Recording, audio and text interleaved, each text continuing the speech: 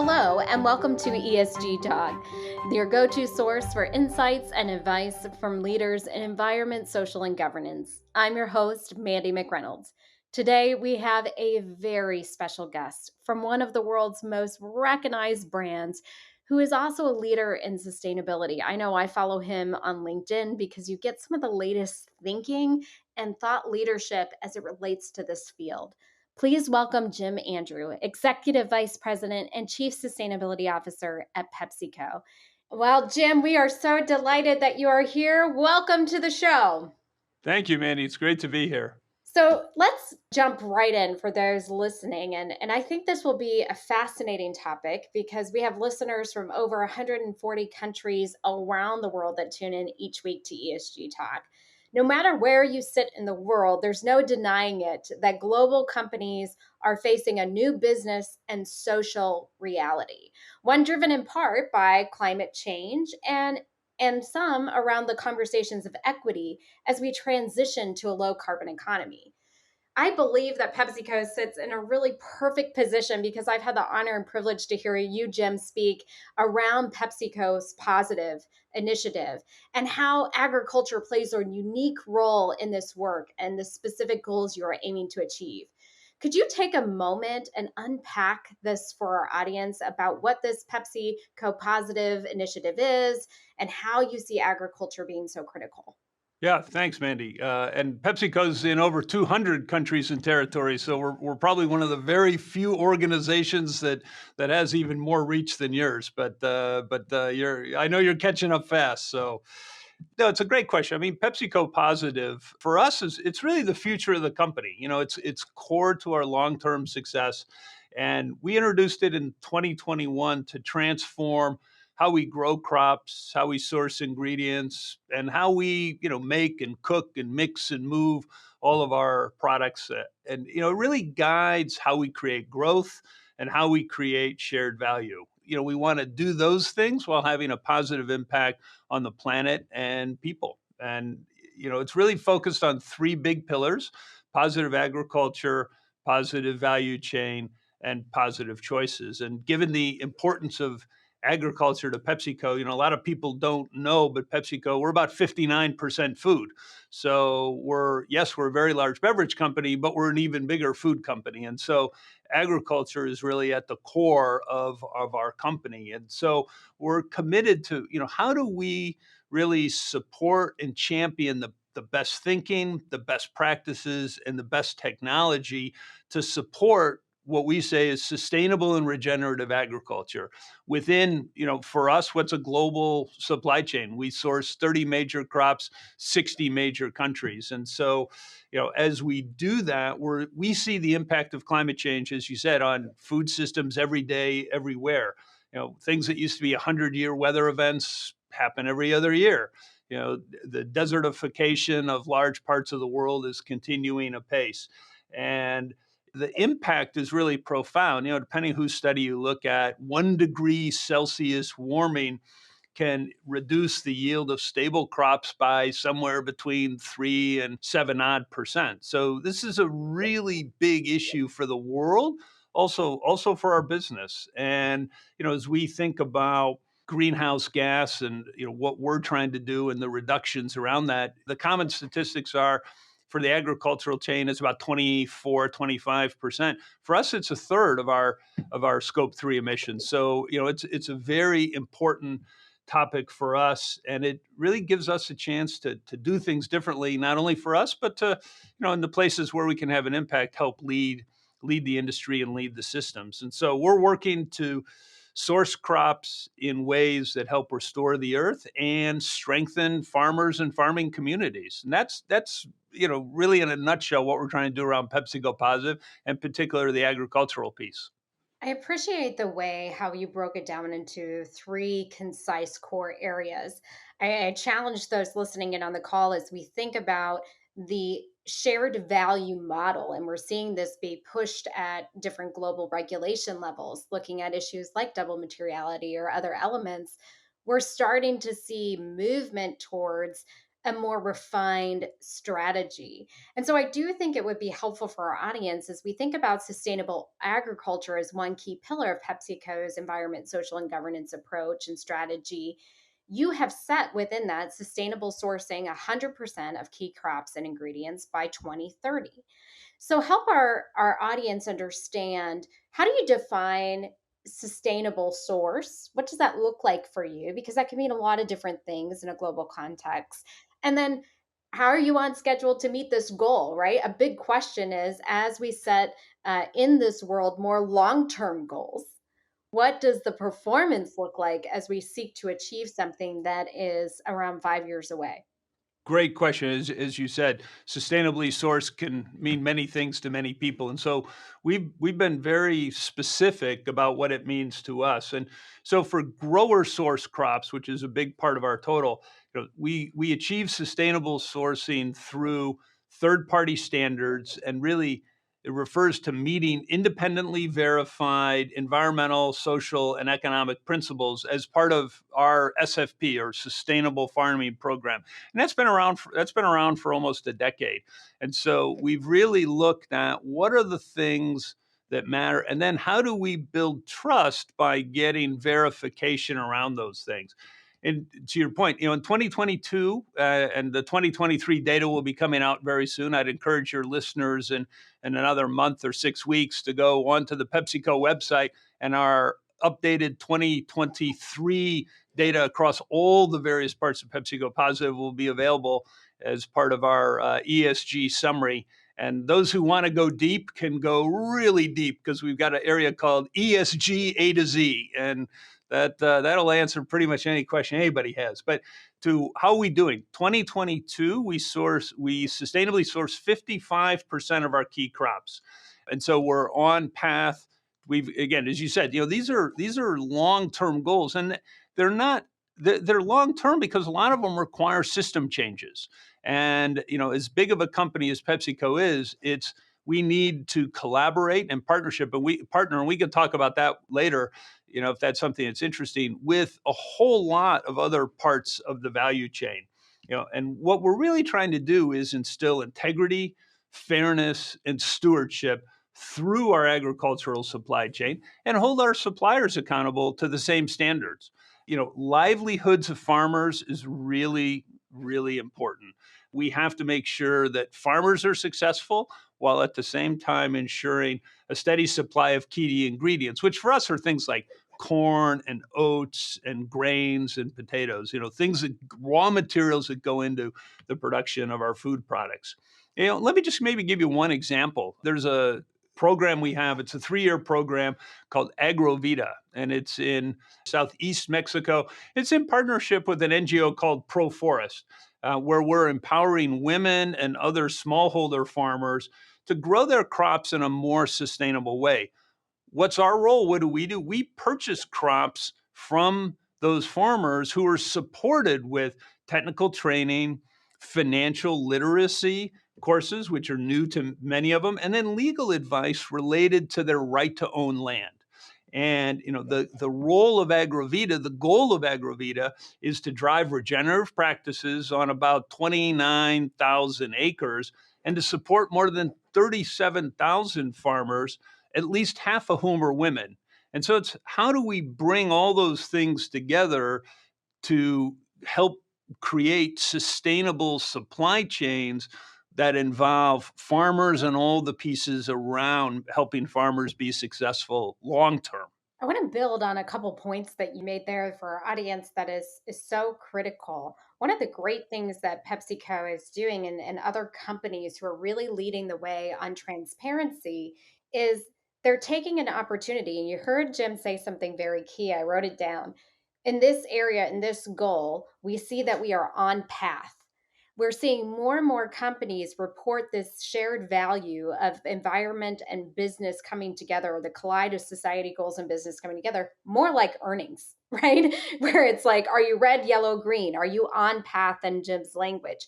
That level of transparency is going to become the new expectation. I also think, as you look at PepsiCo and others as good examples, you're also seeing acknowledgement of what's going well, right? How are we on path? And then what are some barriers that we might face or some challenges we might face? Very similar to what you would typically see in financial reporting and disclosure. So I think a great example would encourage everyone to go read their report as it comes out as a pillar example to be thinking about.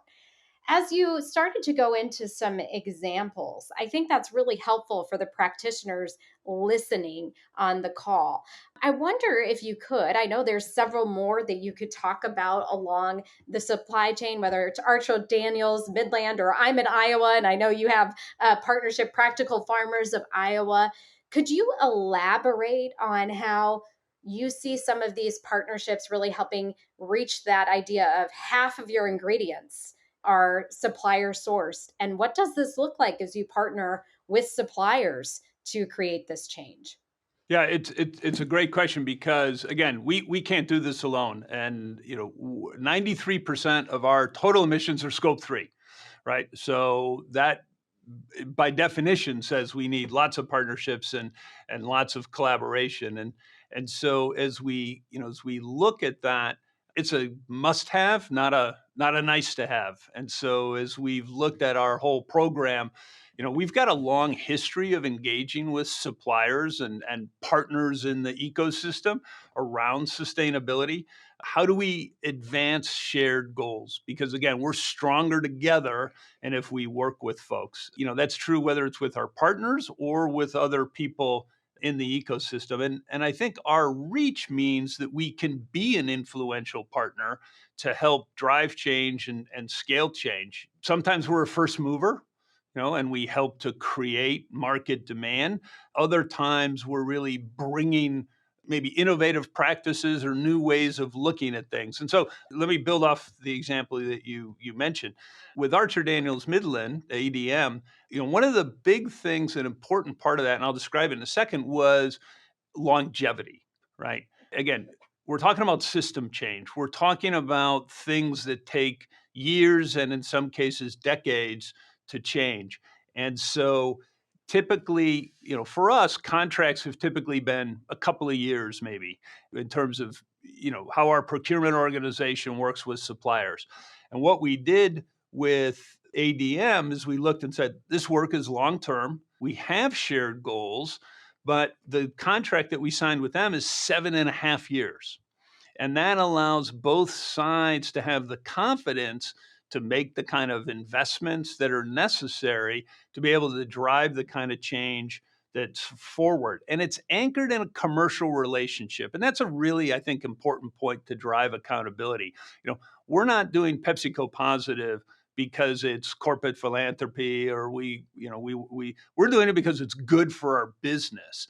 And if it's good for our business and we find like-minded partners, we can develop commercial relationships that hold us both accountable and help drive action forward at a more accelerated rate. So, for example, we have a joint steering committee with this relationship with ADM. We've got multiple functions coming together on a regular basis to address progress against predefined goals. Sounds like any other kind of commercial relationship that you might have.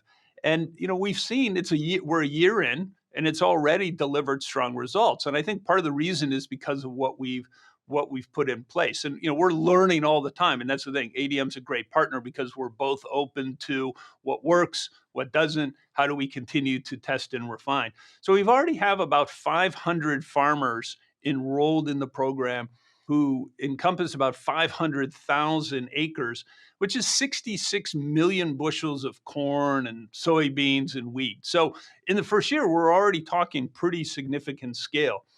Now, the nice thing is across all three of those major commodities, the farmers involved are seeing higher productivity. And so there's an increasing pull because farmers see that it's in their own benefit. And together, we've sequestered about 115,000 tons of CO2 across about 230,000 acres of cover cropping. So That's the kind of impact we think that we can have when we work together with like-minded companies on common objectives, and we really hold ourselves accountable and drive for results. And that's the kind of partnerships that we look, because we can't do this by ourselves. We need to work, with others across the value chain. I am excited to see how you talk through that commercially viable. I think at times people can get stuck in one camp or the other where they're not thinking through the shared value notion. And it is incredibly important of that collaborative driving results together. Could you maybe share one other benefit that you have seen, whether on the commercial side or the business side, as you have launched this initiative that you feel is a pillar example of shared value? Well, I think a great example is farmers. Farmers are our partners. At the end of the day, if we have to help farmers, we have to keep farmers farming, right? And farmers, you're sitting in Iowa right now. The average age of a farmer in the U.S. and the Midwest is, I think, last number I saw was over 60. So there's a whole new generation that either is going to come into farming or is not going to come into farming, and we need the ones that are farming today to keep farming, and we need the next generation to come in. They're only going to do that. I mean, farmers are business people. And if they can't put bread on their table, literally, not just figuratively, if they can't put bread on their table, they're going to go do something else. And so I think an example here is the shared value that through the provision of the technical support, the cultural support, some of the agronomic support, the working together with ADM, farmers are seeing higher productivity. What does that mean? Farmers are making more money. So farmers are benefiting, ADM's benefiting, PepsiCo's benefiting, because over time we will build a stronger, more resilient supply chain, and the planet's benefiting. And so I think that's a great example of, with some creativity and hard work, you can create shared value.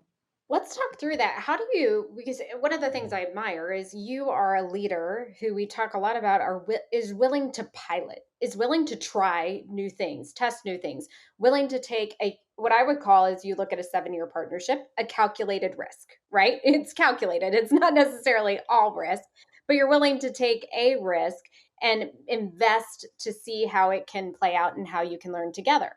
So, with that, with the variety of partners that you have mentioned and talked through, how are you tracking and thinking about this broad network to talk through performance and some of those metrics? What are those things that you look at given the nature of how broad based those partnerships are?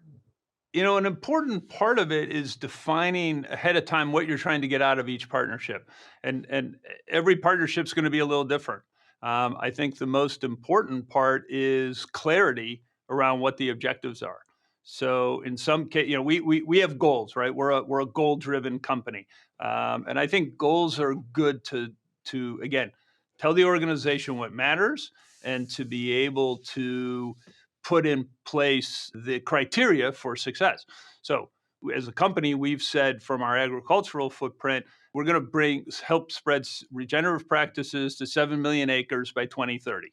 We're going to improve, we're going to, as we talked about earlier, 100% sustainable sourcing of our key crops, and we're going to improve the livelihoods of 250,000 people in our agricultural supply chain. Right? Those are goals. They have dates. They have objectives, and we can then use those in discussions with other organizations to be able to find common ground, to be able to support things that push forward on those goals. And other organizations may have a different set of goals.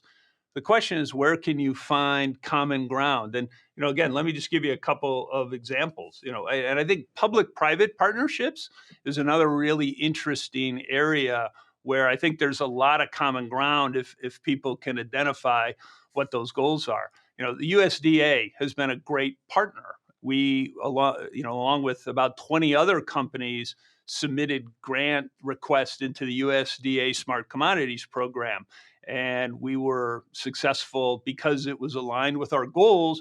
we made some commitments into that. We were, along with a group of other companies, including Practical Farmers of Iowa in your home state, were able to be awarded several of those grants. And that's very, so the USDA is a partner. But a concrete example, we're now working is the North Dakota Trusted Advisor Program. And you say, what in the world is that?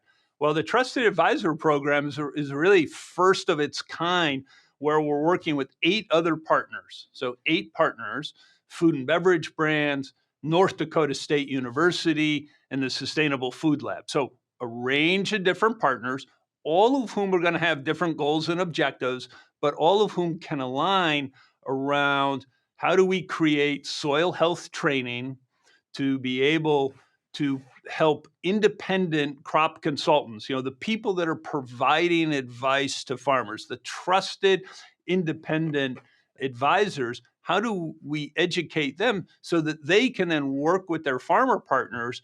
And our objective is to bring soil building strategies to about 500,000 acres. And that's just one example where all 8 of those organizations, as I say, probably have different objectives and goals, but there's enough commonality that we can line up and we can all agree on one goal and be able to drive that forward. And so I think that's a nice example. Just one other real quick one is COP28 that I was at, not too, feels like a long time ago, it wasn't that long ago. We joined with about 20 other organizations and the COP presidency around the action agenda on regenerative landscapes. And there we said, how do we bring our capabilities, our common objectives to work to bring and accelerate?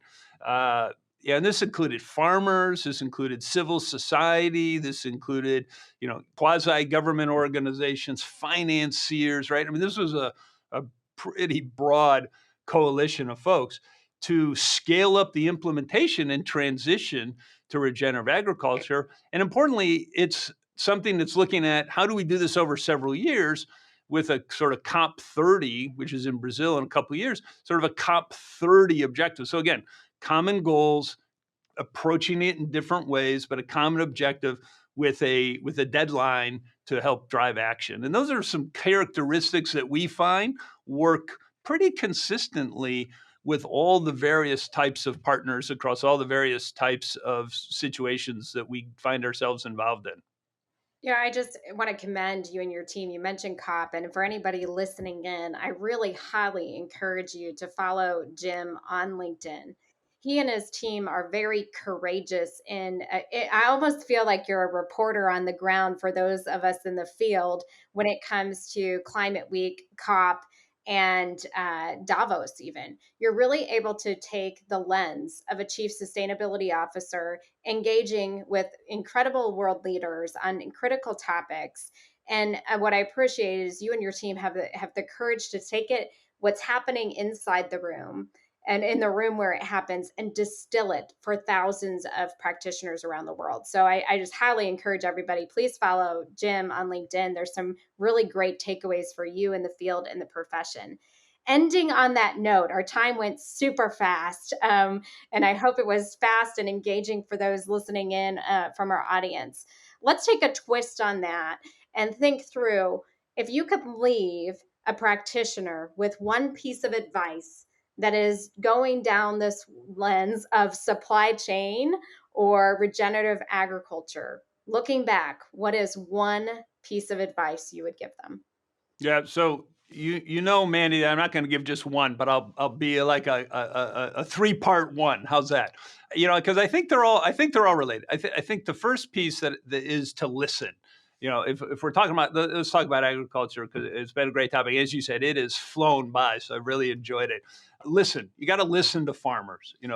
Farmers have to be at the center, and if we're as PepsiCo or as an ecosystem, if we're not addressing the problems, the questions, the challenges that farmers have, then we're missing the mark. So you got to listen. You got to listen hard, and every farm is different, right? And so if we're not listening, we got no chance of being able to accomplish what we need, what we want, and what we need to do. The second is adapt. You gotta be hyper local. There's no one size fits all. And the if you try and tell a farmer to do anything, you will immediately be met with strong resistance. And I'm being euphemistic when I say that. But you got to be hyper local, and you also though have to consider the whole farming system, because even farmers, they're the start, but they exist in an ecosystem, a chain. And so the most successful things, I think, really consider all of that. And so again, that's a lot of things we've been talking about. How do we work together with players across it to really drive impact? And that's, I think, really important, is stay focused on impact. We talked about that with ADM and with North Dakota State. And then the final piece of that is if you listen and you adapt, then I think you can build trust. And without trust, nothing's going to happen. And I think that's maybe an underappreciated part of all the discussions around climate change, and certainly in agriculture. How do we build trust? Because if we're talking about regenerative agriculture, it starts with trust. We work diligently with farmers. 2 weeks ago, I was with farmers. Next week, I'm going to be with farmers. I'm always listening. I'm always saying, how do we adapt what we're doing? But importantly, how can I convey that PepsiCo is a company that has their best interest, and that they can work, trust us, and we can work together, because they want to be successful and we need them to be successful to have a successful business. Ultimately, we want to partner with them, and I really mean that, to help them create their legacies and their futures. And so those would be kind of my one part answer to your question. I think that's an incredible note to end on for our audience, is that if you want to move into the low carbon economy, the biggest form of capital is trust. And what a great way for us to challenge ourselves as we head into the season where we're all looking ahead and talking through Climate Week, COP, and Davos, and really setting through long term global agendas together so that we can ultimately have a trusted and safe world for the future. So thanks, Jim, so much for a delightful conversation. What a privilege to have you on the show. Well, thank you so much for having me, and the privilege was mine, and really enjoyed it. Thanks again. Thank you so much for joining this episode of ESG Talk, brought to you by Workiva, the world's only unified platform for financial reporting, ESG, audit, and risk. If you enjoyed this episode and are interested in learning more about regenerative agriculture, I recommend revisiting our episode from earlier this season entitled Building a Sustainable Supply Chain. In the meantime, please rate and review us on Apple Podcasts and subscribe for future episodes on Apple, Spotify, or YouTube. We'll talk again real soon.